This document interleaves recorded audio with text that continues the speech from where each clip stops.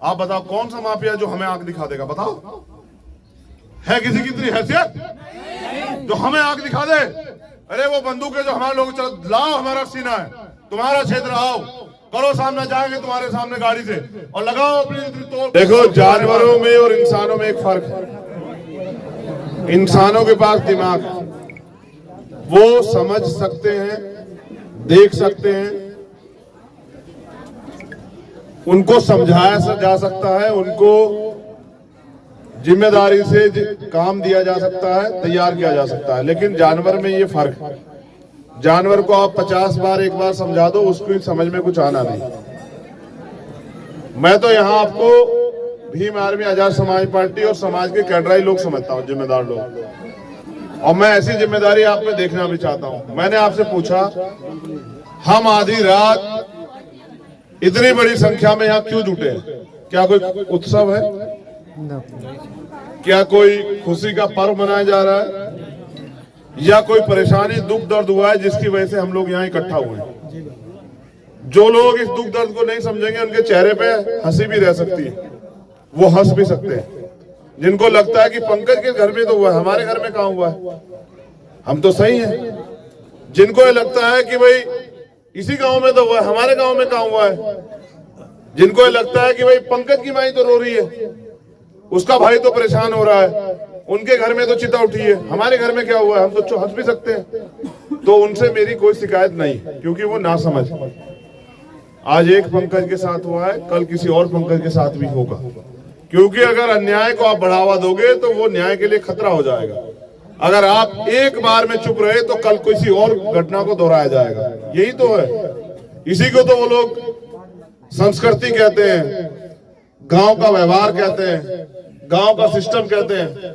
लेकिन आजाद भारत में गुलाम, कमजोर बहुजन समाज के लोगों को मेरी बात को सुनना चाहिए। यहाँ दो ही चीजें, एक तरफ शोषक है, एक तरफ शोषित है।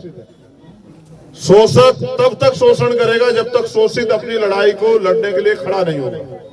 डॉक्टर बाबा साहब अम्बेडकर ने कहा, गुलाम को गुलामी का एहसास करा दो, वो अपनी बेड़िया स्वयं काट देगा। आज हम पे संविधान है, कानून व्यवस्था है, हम पे संख्या है, हमें लोकतंत्र में चुनने का मौका मिलता है। हम अपना नेता चुन सकते हैं, हम अपना विधायक, एमपी, मुख्यमंत्री, प्रधानमंत्री चुन सकते हैं। और अगर सब चीजें हैं फिर भी ये शोषण क्यों? शोषण इसलिए क्योंकि आज भी हमारे लोग अपनी वोट की वैल्यू को नहीं समझ पाए। आज भी हमारे लोग पैसे पे, शराब पे, चंद छोटे छोटे लालच पे अपनी वोट का प्रयोग कर देते हैं और बाद में पछताते हैं। एक दिन पे जीते हमारे लोग और फिर 5 साल रोते रहते हैं। इसलिए मैं आपसे अपील कर रहा हूं कि ये लड़ाई इतनी आसानी से खत्म होने वाली नहीं। अगर आप चाहते हैं कि यह अन्याय बंद हो तो शोषित वर्ग के लोगों को भी अपनी एकता बना के अपनी ताकत बनानी पड़ेगी। और मान्यवर काशीराम साहब ने क्या कहा? उन्होंने कहा कि हमें हुक्मरान बनना है, हमें शासक जमात बनना है। क्योंकि शासक जो होता है, ना तो उसकी बहन के साथ रेप होता, ना उनके भाई की हत्या होती, ना उनको घोड़े से उतारा जाता, ना उनका घर जलाया जाता, ना उनकी जमीन कब्जा जाती। क्या आपने कभी सुना किसी राजा के भाई की हत्या कर दी हो किसी ने? नहीं। क्या आपने सुना किसी राजा की जमीन दबा ली हो किसी ने? नहीं। तो आप भी वोट के जरिए राजा बन सकते हैं, लेकिन कब? जब आप अपनी वोट को एकजुटता से प्रयोग करेंगे। मुझे अब से 15 दिन पहले एहसास नहीं था कि जखनिया इस हालात में आना पड़ेगा। मुझे नहीं एहसास था कि हम अपने साथी पंकज को खो देंगे। यहाँ मीडिया के लोग भी हैं, प्रशासन के लोग भी हैं हमारे बीच में। मैं उनसे एक ही बात कह रहा हूं, भीम आर्मी आजाद समाज पार्टी के कार्यकर्ता मेरा परिवार, और अगर मेरे परिवार को छेड़ोगे तो फिर मैं स्वाभिमान, सम्मान और अधिकारों की लड़ाई हर हद तक लड़ूंगा। जिसको गलतफहमी हो कि वो माफिया हैं, वो ताकतवर है, वो अपनी गलतफहमी दूर करें। ये आजाद भारत है और यहाँ हम किसी के गुलाम मोहताज नहीं। मैं प्रशासन के लोगों को भी कह रहा हूं कि ताकतवर आरोपियों को बचाना बंद करें। ये सत्ता है, आती जाती रहती है। आज उनके पास है, कल हमारे पास हो सकती है। कल अगर हमारे पास होगी, मत बजाओ ताली। जिनका हिस्सा है खाली, जिनके घर में रोज परेशानी, जुल्म, जाति, अत्याचार है। जो रोज रोते हैं वो ताली बजाते अच्छे नहीं लगते। मैं तो प्रशासन के लोग कह रहा हूं, फिर कह रहा हूं, आज सत्ता के दम पे उनके खेमे में खड़े हो, अन्याय कर रहे हो, सरकारी मशीनरी का दुरुपयोग कर रहे हो। कल हम शोषितों के पास सत्ता आ जाएगी, फिर कहां जाओगे? नौकरी नहीं करोगे, छोड़ के भाग जाओगे। ये तो फाइलें फिर खुल जाएंगी, कहां जाओगे? आपको नौकरी संविधान की वजह से मिली, इसलिए मिली है कि आप संवैधानिक दृष्टिकोण से जो न्याय है उसको करो। लेकिन आपने बना क्या दिया? आप तो कमजोर वर्ग के लोगों के लिए अपराधी से ज्यादा खतरनाक हो गए हो। आप तो अपराधियों की मदद कर रहे हो, सत्ता का संरक्षण दे रहे हो। अब ये जुल्म जाति हम लोग नहीं सहेंगे। हमने तय किया है, जो मांगे हमारी हैं अपने परिवार के लिए, पहली उनकी सुरक्षा सुनिश्चित हो। उनको बार बार धमकियां मिल रही है, हम धमकी देने वाले को आमने सामने से भी जवाब दे दें, लेकिन हम संविधान को मानते हैं। इसलिए इस परिवार की, हमारे साथी भाई गोरखनाथ जी की, मनोज जी की सुरक्षा सुनिश्चित हो। ये प्रशासन के लोग अपने उच्च अधिकारियों को बता दें। दूसरा, उस परिवार का कोई दोष नहीं था। पंकज की हत्या होगी ये तय नहीं हुआ था, उसकी हत्या हुई है। उस परिवार का जो सहारा था उसको खत्म किया गया। उस परिवार के लिए एक सरकारी नौकरी की व्यवस्था हो, उस परिवार को आर्थिक सहायता मिलनी चाहिए, इसकी व्यवस्था प्रशासन के जरिए सरकार के लोग करें। और उन आरोपियों पे सख्त से सख्त कार्रवाई हो, उनको फांसी की सजा हो, इसका प्रयास हम लोग कोर्ट के माध्यम से करेंगे। अगर अगले जो समय हम लोग सुनिश्चित करेंगे कल ज्ञापन के जरिए, अगर उक्त समय में हमारी मांगे पूरी नहीं हुई तो गाजीपुर में डीएम और एसएसपी अपने दफ्तर में चैन से नहीं बैठेंगे। डीएम कार्यालय पे हमारा धरना इसी हफ्ते में होगा। फिर कह रहा हूं, तालियों बजाने से काम नहीं चलेगा। हमने पर्याप्त समय, लगभग आज तारीख क्या है, 16 तारीख, एक हफ्ते के करीब का समय हमने तय किया कि कल हम उनको देंगे। लेकिन मैं आपसे चाहता हूं, जब धरना होगा, ख्याल आप लोग उस आंदोलन में मदद करने के लिए आएंगे?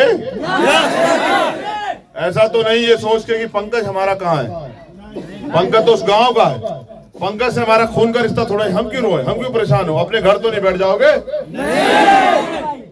जब तक हमारी मांग पूरी नहीं होगी हम गाजीपुर मुख्यालय से नहीं लेंगे। हम वादा करते हैं हम खुद रहेंगे आंदोलन में, और जब तक हमारी मांग पूरी नहीं होगी हम नहीं लेंगे। और मैं फिर कह रहा हूं, हम नहीं डरते किसी ताकतवर से, हम तो आपसे डरते हैं। किस दिन आप इस ताकत को समझेंगे, किस दिन आप कंधे से कंधा मिला के हमारे साथ खड़े हो जाएंगे, और जिस दिन वो दिन आ जाएगा हर ताकतवर जो है वो बिल में घुस जाएगा। ये मेरा वादा है आप लोगों से। जिस दिन आप कंधे से कंधा मिला के मेरे साथ खड़े हो गए और आपने कहा कि नहीं अब आप लड़ो, हम देखेंगे और हम आपके साथ हैं, मैं लिख के देता हूं कि हर माफिया, हर ताकतवर बिल में घुस जाएगा और अपनी जान की भीख मांगा। मेरी बात को आप याद रखना, ये ताकत है लोकतंत्र की। इसलिए मैं आपसे कह रहा हूं कि बहुत हो गया आपको लोगों को आजमाते, 71 साल हो गए। जिन नेताओं पे आप भरोसा करते हैं, पैसों वालों पे, वो हमारी पीड़ा में क्यों नहीं खड़े होते? जब यहां उन्नाव हुआ, 62 दिन तक हमारी बच्ची नहीं मिली, वो नेता कहां थे? जब यहाँ हाथरस हुआ कि रात को 2 बजे हमारी बहन को जला देता, वो नेता कहां थे? जब यहाँ प्रयागराज हुआ, 4 लोगों को एक साथ हत्या, 2 मां बेटियों का सामूहिक बलात्कार और अपराधी खुलेआम घूमे, तब वो नेता कहां होते? जब हमारा एजुकेशन का बजट कम होता है तब वो नेता कहां, कौन से बिल में घुस जाते हैं? जब हमारी जमीन कब्जाई जाती है, जब हमारी हत्याएं होती हैं, जब हमें बेघर किया जाता है, जब हमें घोड़ी पे बैठने से, मूछे रखने पे बर्बाद किया जाता, तब वो नेता कहां होते हैं? और जब वो नेता सिर्फ कहीं नहीं होते, सिर्फ वोट के लिए होते हैं, तो आपका उनका सिर्फ रिश्ता ये है कि आप उनके गुलाम हो? नहीं, इस गुलामी को आपको काटना पड़ेगा। बहुजन समाज के लोग इन जंजीरों को काटे। बहुजन समाज के लोग ताकतवर बनने के लिए एक दूसरे की मुट्ठी, एक दूसरे का हाथ पकड़े, मुट्ठी बने, ऐसे बटना बंद करे। उन नेताओं का भरोसा छोड़े। जो नेता आपके दुख सुख में नहीं खड़ा हो सकता, वो आपकी वोट का अधिकार नहीं है। कोई हक नहीं बैठता उसका कि वो आपकी वोट को अपनी गुलामी समझे, अपनी ताकत समझे।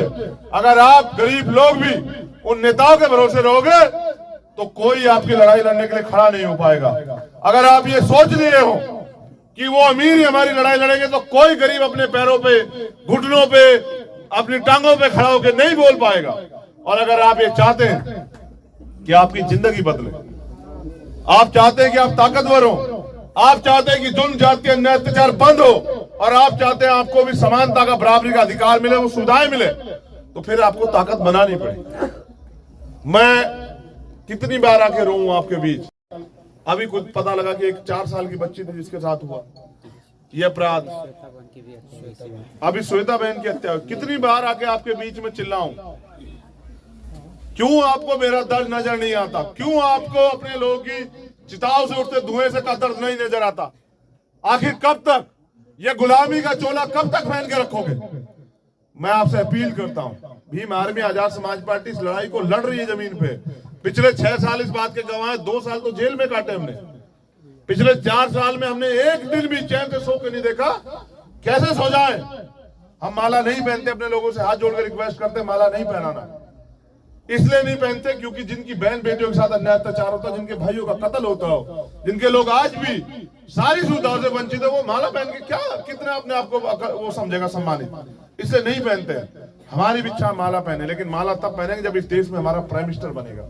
उससे पहले माला नहीं पहनेंगे। और बनाना है मुख्यमंत्री भी अपना और प्राइम मिनिस्टर भी अपना, लेकिन जिस दिन प्राइम मिनिस्टर बनेगा उस दिन चंद्रशेखर आजाद पहली बार माला पहनेंगे।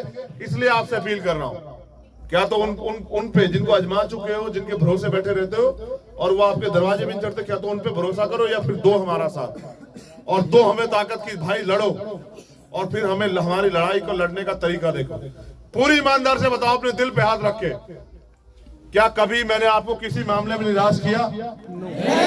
एक आदमी बताया कि नहीं भाई आपकी वहां जरूरत थी और आप राजनीति की वजह से नहीं बोले।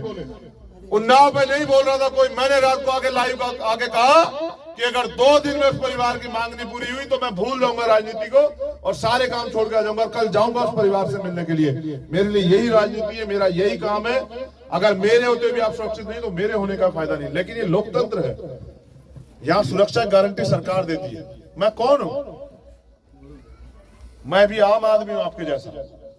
आप मुझसे 100 उम्मीदें रखते हैं, लेकिन मैं पूरी कैसे करूं? मेरी इच्छा है आपको रोजगार दे दूं, सरकारी नौकरी दे दूं, जमीन दे दूं, आपको तमाम तरह के अधिकार दे दूं, आपको वो जो सुविधाएं चाहिए वो दे दूं, आपको अच्छे एजुकेशन दे दूं, सबके इलाजों के लिए व्यवस्था करा दूं, बहन बेटियों की सुरक्षा के लिए नए तरीके वो कर दूं, नई फोर्स बना, सब कुछ कर दूं, बहन बेटियों को आगे बढ़ाने के लिए सशक्तिकरण पे काम कर दूं। लेकिन कैसे करूं? ये ताकत तो सब तब है, ये ताकत आपके पास। आप पे भी दिन आएगा भी ऐसे बटन दबा के ताकत देने का। और एक चीज और तो जानिए, एक ही दिन तो आता है आप पे, बाकी दिन तो उनके हैं ताकतवर लोग। एक ही दिन तो है आपका, उसमें भी आप गलत फैसले लोगे तो फिर मुझसे क्या कहोगे? जब इलेक्शन निमट जाएगा और आप कमजोरी रहोगे तो मुझसे क्या कहोगे? भाई आ जाओ, आओ मिलके रोते, आओ मिलके जो है सड़कों पे हल्ला मचाते हैं। आज मुझे जरूरत है कि आप मुझे ताकत दो। मैं आपसे अपील करता हूं कि मुझे ताकत की जरूरत है। और लोकतंत्र में आपके सर आपकी वोट तय करेंगे कि यहाँ ताकतवर कौन है। अगर आप मुझे ताकत देते हैं तो मुझे नहीं देते हैं, खुद को ताकत देते हैं। क्या कभी एक दिन बताओ, एक मामला बताओ कि जहां बहुजन समाज किसी व्यक्ति 69 शिक्षक भर्ती का मामला याद है आपको? 3 दिन तक हम वहां पड़े हुए थे। किसकी लड़ाई थी? पिछड़े और दलितों की लड़ाई थी। कितने नेता पड़े थे तुम्हारे साथ? ईमानदार से बताओ। ठेकेदार तुम्हारी वोट के सब लोग हैं, लेकिन तुम्हारी लड़ाई कोई नहीं लड़ेगा। जब सीएन पे एनआरसी आया, कौन गया जेल? फिर अब वोट का अधिकार कौन है आपका? वो जो 5 साल बोले भी नहीं। तो मैं आपको सिर्फ इतना बता रहा हूं, उनको आपकी वोट से मतलब है और मुझे आपसे ताकत चाहिए। मैं आपको ताकतवर बनते देखना चाहता हूं। या फिर कहो कि गलत थे मान्यवर काशीराम साहब, उनको लगता था कि आप कभी जाग जाओगे, ये सोई हुई कौम कभी जाग जाएगी, बहुजन समाज ताकतवर बन जाएगी। कहो कि वो गलत थे और कहो बाबा साहब अम्बेडकर की कुर्बानी गलत थी। उन्होंने अपने 4 बच्चे इसलिए कुर्बान किए क्योंकि उन्होंने जो सपना देखा था कि ये शोषित वंचित वर्ग के लोग भी शासनकर्ता जमात बनेंगे। जब उन्होंने कहा जाओ अपनी घर की दीवारों पर लिख दो तुम इस देश के शासक हो, तो कहो कि बाबा साहब अम्बेडकर भी गलत थे और मान्यवर काशीराम साहब भी गलत थे। और अगर आप ये नहीं कहते तो फिर मैं आपसे कह रहा हूं कि उन्होंने भी तमाम तरह की समस्याओं का सामना किया, कठिनाइयों का, आरोपों का, और मैं भी कर रहा हूं। लेकिन मैं इसलिए चैन से नहीं सोना चाहता क्योंकि आप लोग परेशान हैं। आप बताओ कौन सा माफिया जो हमें आंख दिखा देगा? बताओ है किसी की इतनी हैसियत जो हमें आग दिखा दे? अरे वो बंदूकें जो हमारे लोग चल, लाओ हमारा सीना है, तुम्हारा क्षेत्र आओ, करो सामने, जाएंगे तुम्हारे सामने गाड़ी से और लगाओ अपनी इतनी तो फोर्स तुम्हारे पास है। नहीं डरते मौत से, मौत तो एक दिन आनी। लेकिन याद रखना, ये आने वाली पीढ़ियां तुमसे सवाल पूछेंगी, जब वो लड़ रहे थे तुम लोग क्या कर रहे थे, तमाशा देख रहे थे या उनका साथ दे रहे थे? ये पीढ़ियां तुमसे पूछेंगी।